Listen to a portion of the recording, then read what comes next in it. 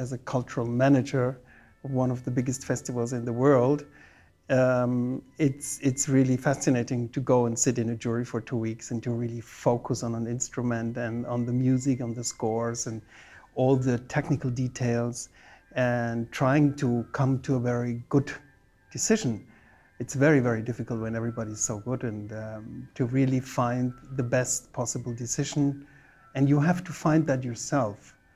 You cannot go and listen around what other people are saying, but you should really try to find it yourself and then put it into the context of how everybody performed.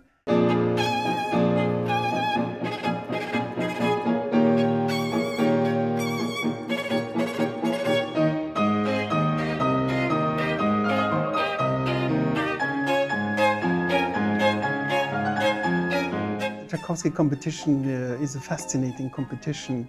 It's one of the biggest ones, one of the historically seen most important ones. As I used to be a violinist, it was always a dream for me as a young person already, as a child and as a youth, to come to Moscow and to be at the Tchaikovsky competition. It has this very great myth about it. So it's quite fascinating to be here, to be in the conservatory in this magnificent building with magnificent tradition and history. Richter played, Horowitz played his magnificent recital here, Gilels and Oistrakh and all these people. So you feel part of this tradition, and yet you're in present day. It's still wonderful also to see the audience who comes to the competition, the attention people give to classical music.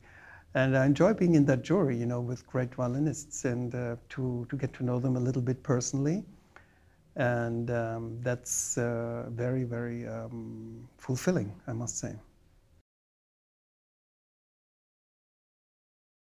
I personally would hope that the repertoire could broaden a little bit. In all juries I've been part of, that the general training could be broader on the highest professional level. Especially also in the Baroque period, in the classical period. I see that there's a strong demand, and also in the contemporary period. It is still interesting to see that they're very, very focused and concentrated. Obviously, to me, it seems that they're very well educated in this music, and that they have a great interest, and that they have a fascination for this music, which I've seen in many, many concerts in this country. So it seems to be that this tradition in this country is held up very strongly, and classical music has a great importance in this country.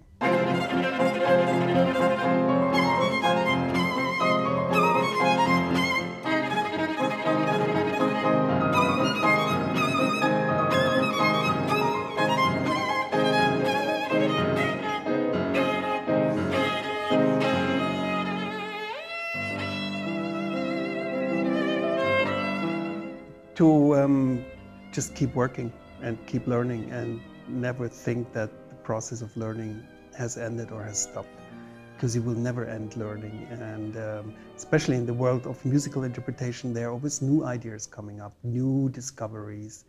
You know, maybe one day we will perform the Tchaikovsky Violin Concerto on a period instrument of the time, which is probably not going to be very likely, but why not? Why not think about it?